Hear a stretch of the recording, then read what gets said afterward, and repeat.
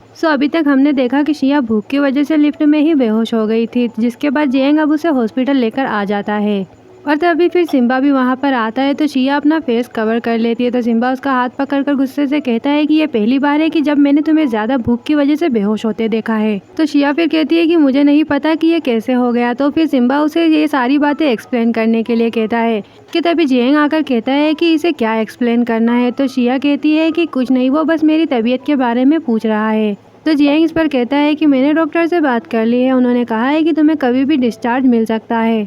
और तभी एक डॉक्टर वहाँ से गुजर रहा होता है तो शिया भी उसे चुपके से थैंक्स कहती है, क्योंकि वो डॉक्टर भी एक वैम्पायर है जिसने जियांग के और झूठी रिपोर्ट बताई होती है। और फिर अब सिम्बा जियांग से बाहर चलकर बात करने के लिए कहता है, जिसके बाद अब वो बाहर आने के बाद कहता है कि तुम शिया की देखभाल कैसे करते हो। तो जियांग कहता है कि मुझे नहीं पता कि वो इतने दिनों से डाइटिंग कर रही है। 2 दिन पहले तो हम बाहर खाना खाने भी गए थे। तो सिम्बा कहता है कि क्या तुम जानते हो कि तुम क्या कर रहे हो? अगर तुम उसकी केयर नहीं कर सकते तो उसका टाइम मत वेस्ट करो। तो फिर जियांग इस पर कहता है कि अब से मैं ध्यान रखूंगा। तो वो उसे वार्निंग देता है कि अगर ऐसा फिर से हुआ तो मैं तुम्हें जाने नहीं दूंगा, यानी कि मैं तुम्हें छोड़ूंगा नहीं। और इतना कहकर सिम्बा वहाँ से चला जाता है। वही जियांग तो कंफ्यूज हो जाता है कि आखिर मैंने क्या किया। अब उसके बाद शिया जियांग से खाना नहीं खाने के लिए माफी मांगती है कि ये मेरी गलती है, तुम इसे दिल पर मत लो। तो जियांग उसका हाथ पकड़कर कहता है कि मुझे तुम्हारा ऐसा होना पसंद नहीं है, मैं तुम्हारे बारे में और भी ज्यादा जानना चाहता हूँ कि तुमने आज क्या खाया, तुम्हारा मूड ठीक है या नहीं। इससे पहले मेरा कोई रोमांटिक रिलेशनशिप नहीं था और मैं दूसरों को जानना नहीं चाहता था, लेकिन अब मैं तुम्हारा ख्याल रखना चाहता हूँ। तो शिया सिर हिलाकर हाँ कहती है और फिर उसकी बातें सुनकर वो काफी इमोशनल हो जाती है। अब उसके बाद देखते हैं कि सिम्बा शिया को कॉल कर उसका हालचाल पूछता है कि क्या तुम ठीक हो। तो शिया कहती है कि मैं ठीक हूँ, जिसके बाद सिम्बा कहता है कि आज तुम जो भी टेस्टी खाना चाहो उसे खा लो और खाने के बाद इंसानों से उलझना बंद करो। तो शिया कहती है कि तुम अचानक ऐसी बात क्यों कर रहे हो। तो वो कहता है कि मुझे लगता है कि तुम जब से उसके साथ में रहने लगी हो तुम ठीक से नहीं रह रही हो। और तभी शिया सिम्बा और कुई जुनहे को एक साथ देखकर हैरान होती है और सिम्बा से कहती है कि मेरे पास एक इमरजेंसी और कॉल कट कर देती है, ये कहकर कि मैं तुमसे बाद में बात करूंगी। तो सिम्बा भी हैरान होता है, जिसके बाद अब शिया जियांग के पास भागकर आती है और कुई जुनहे से कहती है कि तुम क्या कर रहे हो, क्योंकि कुई जुनहे जियांग के सर पर हाथ लगाने वाला होता है, इसीलिए शिया उनके बीच में आकर खड़ी हो जाती है। तो जियांग पूछता है कि शिया तुम क्या कर रही हो। तो शिया फिर कुई जुनहे से पूछती है चिल्लाकर कि तुम क्या कर रहे हो, पब्लिक प्लेस पर ऐसा करना क्या ये सही है। तो वो कहता है कि जियांग के बालों पर एक पत्ता है, मैं तो बस उसे ही हटा रहा था। तो जियांग भी फिर उस पत्ते को अपने सिर से हटाता है। तभी फिर शिया भी उसे गलत समझने की वजह से काफी ज्यादा एम्बेरेस होने लगती है। और फिर कुई जुनहे कहता है कि अब जब तुम्हारी गर्लफ्रेंड यहाँ पर है तो उसे इसे हटाने दो, और उसे हाथ लगाने ही वाला होता है, पर शिया उसे ऐसा करने नहीं देती। तो वो कहता है मुस्कुरा कर कि हम बाद में मिलते हैं और चला जाता है। और उसके जाने के बाद शिया पूछती है कि जियांग क्या तुम इस आदमी से बार बार मिलते रहोगे। तो जियांग कहता है कि नहीं, अभी ही नई बुक पब्लिश हुई है और उसने मुझे यहाँ पर बुक स्टोर पर बुलाया कुछ सामान लेने के लिए। तो शिया कहती है कि तुम दोनों इतने पास खड़े थे, क्या तुम ठीक हो। तो जियांग कहता है कि ये ठीक है, अब मैं पहले से बेहतर हूँ, साथ ही मुझे लगता है कि वो कोई बुरा इंसान नहीं है, उसने मुझे कुछ डिटर्जेंट भी दिए। तो शिया इस पर सोचने लगती है कि उसने इसे वो चीज़ें दी जिसमें इसे इंटरेस्ट है और मुझे उससे कुछ सीखना चाहिए। जिसके बाद शिया कहती है कि तुम्हें अजनबियों से अलर्ट रहना चाहिए, अगर उसका तुम्हारे पास आने का कोई मकसद हुआ तो ये बहुत ही ज़्यादा खतरनाक है। तो जियांग इस पर कहता है कि पहले मैं अपने आसपास के लोगों को नेगेटिवली देखता था, लेकिन तुमसे मिलने के बाद मुझे रियलाइज़ हुआ कि कोई है जो मेरे साथ अच्छा है, इसलिए मैं भी उसके साथ कांटेक्ट में आने की कोशिश करना चाहता हूँ। और इतना कहकर आगे चलने लगता है। तो शिया भी सोचती है कि हाँ ये सही है, ये मैं ही थी जिसने उसे इस तरह से बदल दिया और मैंने ही उसकी सुरक्षा को कम करने पर मजबूर किया। मुझे क्या करना चाहिए, क्या मैं उसे ऐसे ही रहने दूँ, क्या अभी भी मैं उसे जाने दे सकती हूँ। और तभी भागते हुए उसके पास जाती है तो गलती से उसके ऊपर गिरने ही वाली होती है और उसे पकड़ लेती है। तभी कुई जुनहे भी उसे देख लेता है और जियांग भी शॉक हो जाता है। जिसके बाद शिया डर कर उससे माफ़ी मांगती है कि मैं गलती से फिसल गई और मैंने तुम्हें गलती से गले लगा लिया। तो जियांग कहता है कि ठीक है कोई बात नहीं, पर अब तुम ध्यान रखना, फिर से मत गिरना।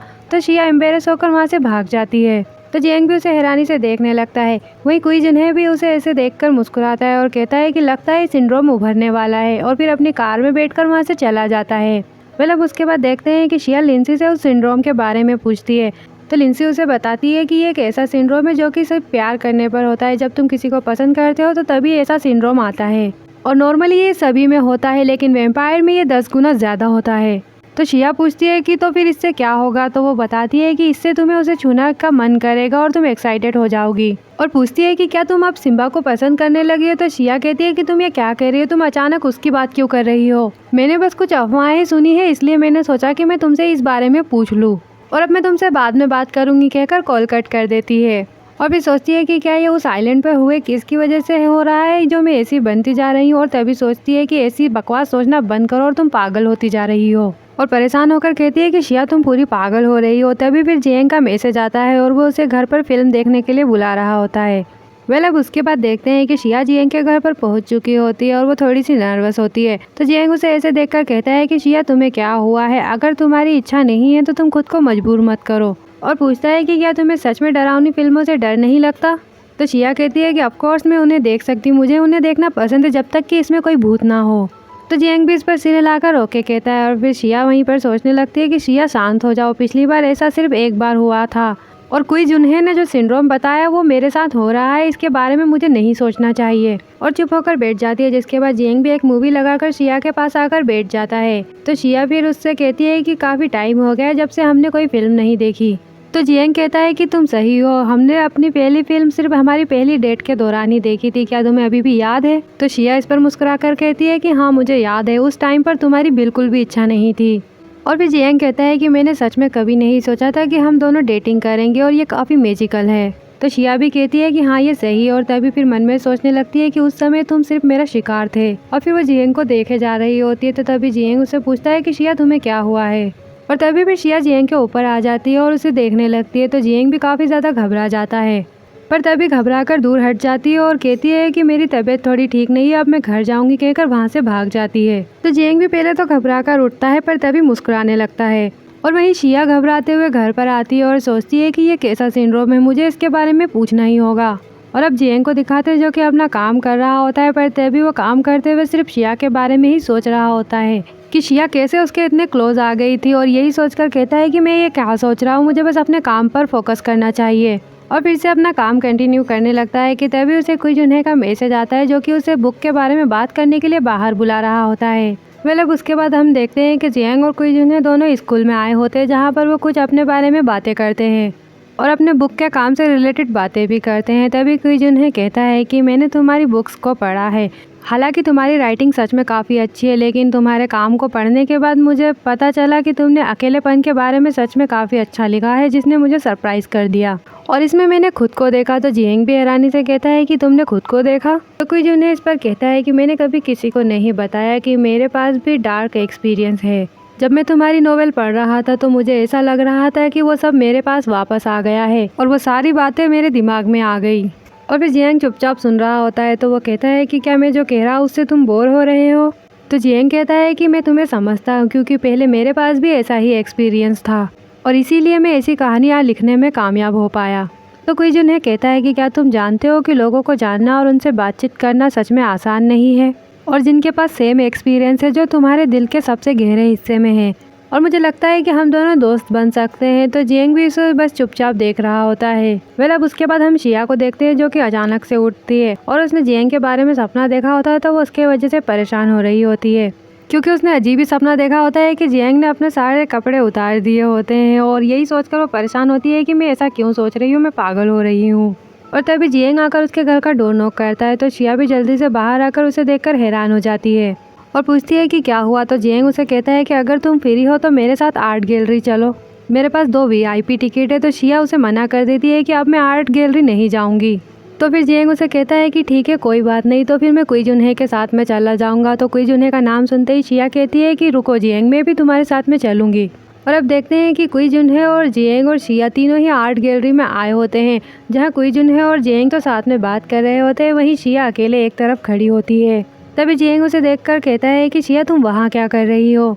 तो शिया बहाना बनाकर कहती है कि मैं तो बस ये देख रही थी, जिसके बाद जियांग उसे फिर अपने साथ में आने के लिए कहता है।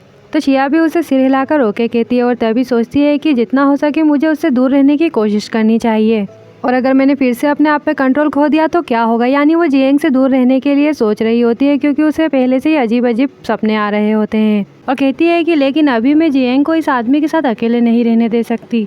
और किसे पता है कि अगर वो कोई प्लान बना रहा होगा, और यही सोचते हुए फिर वो जियांग और उनके पास में आ जाती है। और फिर अब वो बाकी की पेंटिंग्स को देख रहे होते हैं। तभी फिर जियांग को उसके सबसे फेवरेट लेखक की पेंटिंग दिखती है, तो शिया को उस बारे में बता रहा होता है। तो शिया का ध्यान तो कहीं और ही होता है, क्योंकि वो जियांग को टच करने की कोशिश कर रही होती है, पर तभी खुद को रोक लेती है। वहीं क्विजुन है ये सारी बातें नोटिस कर लेता है, तो वो शिया को देखकर मुस्कुराता है। वहीं जियांग भी शिया को इस तरह से खड़ा देखकर सोचता है कि इसे ये सारी बातें समझ नहीं आ रही होंगी। और फिर जियांग अब कहता है कि भीड़ होने की वजह से मैं पहले कभी नहीं आया, लेकिन आज आकर मुझे यहाँ पर अच्छा लग रहा है। और फिर कहता है कि हम लोग काफ़ी टाइम से पैदल चल रहे हैं, तो अब मैं तुम सबके लिए ड्रिंक लेकर आता हूँ, और वहाँ से चला जाता है। और इसके जाते ही शिया अब क्विजुन से कहती है कि अब हम दोनों ही यहाँ पर, इसलिए मैं तुम्हें बता रही हूँ कि बेहतर होगा कि तुम कोई अच्छा शिकार ढूंढ लो और मेरा लालच करना बंद करो। तो क्विजुन मुस्कुरा कर कहता है कि मुझे तुम्हारे शिकार में बिल्कुल इंटरेस्ट नहीं है। तो शिया इस पर अपना मुंह बनाने लगती है। तो वो कहता है कि लेकिन एक शिकार के रूप में वो सच में अट्रैक्टिव है। तो शिया उसे घूरकर देखने लगती है। तो वो कहता है कि क्या तुम अब अपने शिकार के बारे में सोचना शुरू कर रही हो? और इसके क्लोज आने लगता है। तो वो उससे दूर हटकर कहती है कि मैं अपने शिकार को दूसरों के साथ शेयर नहीं करना चाहती। तो वो कहता है कि क्या सच में? तो शिया भी हाँ कहती है। तो फिर वो बोलने लगता है कि लिफ्ट में रहते हुए भी जिसने अपना शिकार नहीं किया और भूख से बेहोश हो गई, वो तुम ही थी, है ना? और भूख ना लगने पर जो खुद को छूने से नहीं रोक पाती, वो इंसान भी तुम ही हो, है ना? और वो ये सारी बातें उसके क्लोज आते हुए कह रहा होता है। वहीं शिया भी पीछे हटती जाती है। और तुम उसका शिकार करना चाहती हो लेकिन कर नहीं पाती, और तुम एक वैम्पायर हो। तुम एक ऐसी प्राणी हो जो इंसानों से भी ज़्यादा ताकतवर है और ऊंचाई पर है, लेकिन तुम फिर भी अपने शिकार को संभाल नहीं सकती। और तुम मेरी बात सुनो और खुद को सेटिस्फाई करो। तो शिया हिचकिचाते हुए कहती है कि सेटिस्फाइड? तो वो कहता है कि तुम अच्छे से जानती हो कि मेरा क्या मतलब है, और बेहतर होगा कि तुम इसे जल्दी से जल्दी सॉल्व कर लो या फिर मुझे करने दो। और वो शिया के काफ़ी क्लोज होता है। तो शिया उसके परफ्यूम की स्मेल सुनकर कहती है कि तुम्हारा परफ्यूम सच में काफ़ी अनोखा है, और ये परफ्यूम लिमिटेड है, और ये अभी बाजार में भी नहीं आया है। और यही कारण है कि जिसने मेरा पीछा किया था वो तुम ही थे, और आइलैंड पर मुझे बेहोश करने वाले भी तुम ही थे, और अब जियांग का यूज़ करने वाले भी तुम ही हो। तुम्हारा मकसद क्या है? तो वो हैरानी से कहता है कि तुम क्या कह रही हो? तो शिया कहती है कि तुमने मुझे निशाना कब बनाया और मेरा पीछा करना कब से शुरू किया, और जियांग तो बस एक बहाना है, और हाल ही में जो वैम्पायर्स गायब हो रहे हैं वो सब भी तुमसे कनेक्टेड है ना? तो वो हैरानी से कहता है कि तुम क्या अजीब बातें कर रही हो।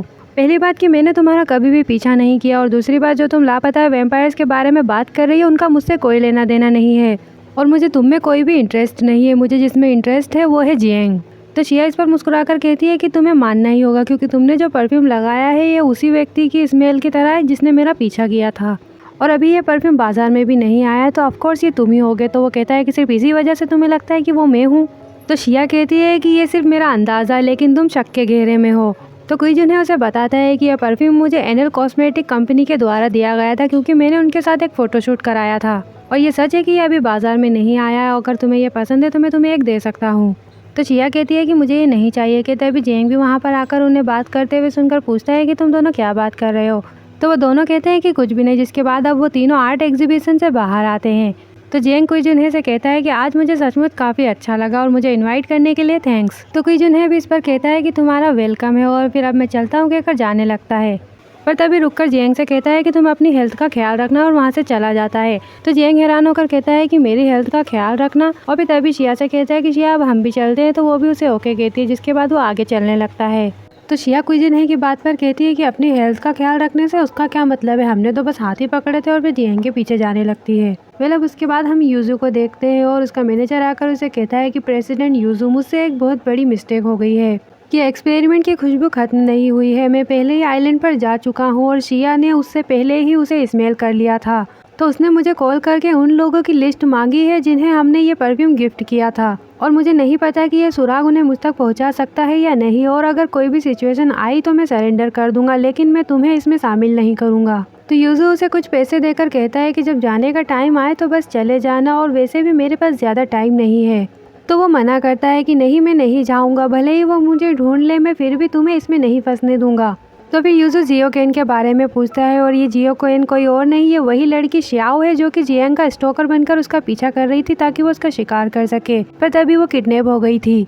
तो मैनेजर उसे बताता है कि हमने सभी इफेक्टिव तरीके अपना लिए, फिर भी वो कुछ नहीं कहेगी, अभी तो वो बस मरना चाहती है। तो यूजू भी इस पर कुछ सोचने लगता है। उसके बाद देखते हैं कि यूजू श्याओ यानी जियोकेन के पास में आता है, जहाँ उसने उसे किडनैप कर रखा होता है, और बाकी सारे वैम्पायर्स जो गायब हो रहे हैं उन सभी के पीछे मिस्टर यूजू का ही हाथ है। और अब यूजू शियाओ को देखने के बाद अपने लोगों को चिल्लाता है कि तुम लोगों को इसके साथ ऐसा बिहेव करने की परमिशन किसने दी थी? मैंने उसे हेल्प के लिए यहाँ पर लाने को कहा था, क्या तुमने लोगों को इस तरह से हेल्प मांगते हुए देखा है? और शियाओ को खोलने के लिए कहते हैं और उसे खोलने के बाद उसके फेस से वो ब्लड साफ करने लगता है, तो वो ऐसा करने नहीं देती और दूसरी तरफ फेस कर लेती है। तो यूजू कहता है कि मुझे माफ़ करना, मुझे नहीं पता था कि ये इस तरह का बिहेव कर रहे हैं, मेरा सच में ऐसा कोई इरादा नहीं था, और डॉक्टर को बुलाने के लिए कहता है अपने लोगों से। तो शियाओ इस पर हंसने लगती है, तो वो पूछता है कि तुम किस बात पर हंस रही हो? तो शियाओ कहती है कि तुम लोग अपनी स्ट्रेटेजी बदल रहे हो, क्या तुमने अब बुरे आदमी की एक्टिंग करना बंद कर दी हो जो तुम अब अच्छे आदमी बन रहे हो? तो वो कहता है कि तुम्हारे लिए इस तरह से सोचना नॉर्मल है और तुम मेरी किसी भी बात पर यकीन नहीं करोगी। तो वो कहती है कि मैं सच में यकीन नहीं करूँगी, मेरी बस एक ही रिक्वेस्ट है कि मैं देर सवेर मर ही जाऊंगी, तो क्या तुम मुझे जल्दी से मरने नहीं दे सकते? तो यूजू कहता है कि नहीं, तुम्हें जीना होगा, इस दुनिया में बहुत से लोग हैं जो जीने के लिए कुछ भी करेंगे, और जब तक तुम जिंदा हो मैं तुम्हें मरने नहीं दूंगा। तो शियाओ कहती है कि भले ही तुम मुझे जीने दो और हर दिन टॉर्चर करो, और फिर भी मैं तुम्हें वैम्पायर्स के नामों की सूची यानी कि लिस्ट नहीं बताऊंगी। तो वो कहता है कि ठीक है, लेकिन मैं तुम्हें इसे बाहर नहीं जाने सकता, क्योंकि अगर मैंने तुम्हें जाने दिया तो मैं अपना जो काम कर रहा हूँ उसमें नाकामयाब हो जाऊंगा। तुम मुझे नाम नहीं बताना चाहती, कोई बात नहीं, और अब तुम यहाँ पर एक नॉर्मल पर्सन की तरह रह सकती हो, लेकिन तुम बाहर जाने के अलावा बाकी सारी चीज़ें कर सकती हो। तो शियाओ कहती है कि क्यों? तो वो अपना हाथ आगे करके कहता है कि तुम्हें भूख लगी होगी, तुम तो बात करने के लिए भी बहुत कमज़ोर हो, तो तुम मेरी एनर्जी एब्जॉर्ब कर सकती हो, और उसका हाथ पकड़ लेता है। पर शियाओ ऐसा नहीं करती और अपना हाथ हटा लेती है और कहती है कि तुम ऐसा क्यों कर रहे हो? तो वो कहता है कि एक ऐसा इंसान जो बस मरने ही वाला है। तो शियाओ पूछती है कि कौन मरने वाला है? तो वो कहता है कि मैं खुद, और मुझे अभी बहुत कुछ करना है, मैं अभी जा रहा हूँ और मैं तुमसे वापस मिलने आऊँगा। और इतना कहकर वो चला जाता है। मतलब हमें शिया को दिखाते हैं जो कि घर से बाहर आ रही होती है कि तभी जियांग भी बाहर आता है। तो शिया उसे देख डर जाती है, क्योंकि अब वो उस सिंड्रोम की वजह से उससे दूर रहना चाहती है। तभी जियांग कहता है कि शिया, क्या आज तुम्हारे पास काम है? मैं बुक स्टोर जा रहा हूँ, चलो साथ चलते हैं। तो शिया जल्दी से कहती है कि मुझे कुछ काम है, मैं बहुत बिजी हूँ, और जल्दी से भाग जाती है। तो जियांग उसे देख कहता है कि सच में बहुत बिजी लग रही थी, और उस पर मुस्कुराता है। और अब शिया एक्चुअल में शिहुआन से मिलने के लिए आई होती है और उसे जियांग के बारे में सारी बातें बताती है। तो वो कहता है कि क्या तुम अभी भी उससे बचती रहोगी? तो शिया कहती है कि मेरे पास कोई और रास्ता नहीं है, मैं उसे अब सीधे देख भी नहीं सकती, जब मैं उसे देखूंगी तो अजीब अजीब बातें सोचती रहूंगी, और मेरा हाथ अनकंट्रोलेबली उसकी तरफ बढ़ेगा, और मुझे नहीं पता कि अगर ऐसा कंटिन्यू रहा तो मुझे क्या करना चाहिए, और मैं लिंसी या सिम्बा को भी इसके बारे में बताने की हिम्मत नहीं कर सकती। तो शिवान कहता है कि मुझे पता है कि तुम्हें क्या हो रहा है, ये वो सिंड्रोम है। तो शिया कहती है कि तुम्हें कैसे पता चला? ये एक ऐसा सिंड्रोम है जो सिर्फ वैम्पायर्स को होता है। तो शिवान खुद ही एक वैम्पायर का दोस्त है, तो उसे ऑफकोर्स इस बारे में पता होगा, क्योंकि सिम्बा उसी के साथ में रहता है। पर वो शिया को इस बारे में ये नहीं बताता कि उसे ये कैसे पता है, और पूछता है कि क्या तुम्हें वो आदमी यानी कि जियांग पसंद है? तो वो कोई जवाब नहीं दे पाती है। तो शिवान कहता है कि चाहे कोई सिंड्रोम हो या ना हो, तुम्हें सबसे पहले अपनी फीलिंग के बारे में जान लेना चाहिए कि तुम्हारी फीलिंग उसके लिए प्यार की तरह है या तुम उसे सिर्फ एक शिकार की तरह देख रही हो। कोई भी फैसला करने से पहले अपने दिल की बात जान लो, ये बेहतर होगा, है ना? तो शिया भी इस पर हाँ कहती है। और शिवान कहता है कि अगर तुम अपनी फीलिंग को लेकर श्योर नहीं हो और ऐसा कुछ फिर से होता है तो तुम बच्चों का गाना गाने लग जाना, हर बार जब मैं ऐसा करता हूँ तो मैं ठीक हो जाता हूँ। तो शिया कहती है कि क्या ये काम करेगा? तो शिवान कहता है कि अभी की सिचुएशन के साथ ये बहुत अच्छी तरह से काम करता है। तो शिया मान जाती है, और अब जब घर आती है तो जियांग उसका वहीं पर वेट कर रहा होता है, और उसे देखते ही वो उसे हाय कहता है। तो शिया कहती है कि तुम यहाँ पर क्यों हो जियांग? तो वो कहता है कि मैं यहाँ ताज़ी हवा ले रहा था और तुम्हारा वेट कर रहा था, और कहता है कि कुछ टाइम से तुम्हें देखना मुश्किल हो रहा था और तुम ठीक नहीं लग रही हो। तो शिया मन में सोचती है कि मेरी हार्ट बीट फिर से बढ़ रही है, अगर ऐसा ही चलता रहा तो। तभी जियांग कहता है अगर तुम्हें कोई परेशानी है तो मुझे बताओ, और पास आने लगता है।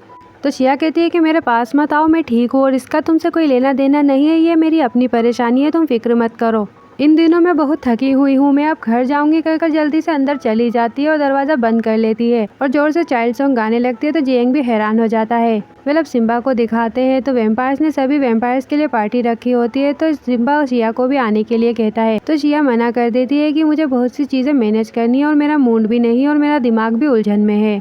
तो सिम्बा कहता है कि ऐसी सिचुएशन में तो तुम्हें जाना ही चाहिए, ताज़ी हवा में सांस लेना चाहिए, है ना? और ऐसा इसलिए है क्योंकि तुम इन दिनों इंसानों के बहुत क्लोज आ गई हो, इसीलिए तुम अजीब अजीब बातें इमेजिन कर रही हो, और ये तो तय है कि तुम्हें आना ही चाहिए, नहीं तो मैं तुम्हें किडनैप कर लूंगा और जब तक तुम बिना मेकअप के ही रहोगे, और तब तक बेहतर होगा कि तुम अंजाम के लिए तैयार रहो। और कॉल कट कर देता है। तो शिया भी परेशान हो जाती है। वहीं शिवान पूछता है कि सिम्बा क्या शिया भी जा रही है? तो वो कहता है कि ऑफ कोर्स मुझे उसे ले जाना ही होगा और कहता है कि तुम भी जा रहे हो है ना। तो वो कहता है कि अरे ये तुम्हारा वेम्पायर कैंप होगा और मैं पागल हूँ जो तुम्हारे साथ में जाऊंगा। तो सिम्बा कहता है कि ये भी सही है, वो जगह इंसानों के लिए नहीं है और कहता है कि मुझे कुछ देर के लिए बाहर जाना होगा और जब मैनेजर आएगा तो तुम उसे झूठ बोलने में मेरी हेल्प करना और तुम उससे कहना कि मैं बीमार हूँ और मुझे हॉस्पिटल जाना है। तो शिवान कहता है कि सिर्फ एक ही बीमारी है जिसके होने का तुमने नाटक नहीं किया है, वो है प्रेगनेंसी, है ना। तो सिम्बा इस पर कहता है कि वेरी स्मार्ट, उसे यही बताओ कि मैं प्रेग्नेंट हूँ। और बस इसी सीन के साथ पार्ट 15 यहीं पर एंड हो जाता है। और अगर आपको मेरा ड्रामा एक्सप्लेनेशन अच्छा लगा हो तो इसके नेक्स्ट पार्ट के लिए मेरे वीडियो को हाइप ज़रूर कीजिए ताकि मेरे वीडियोस और लोगों तक पहुँचे और मैं और भी वीडियो बना सकूँ। एंड तब तक के लिए bye bye and thank you.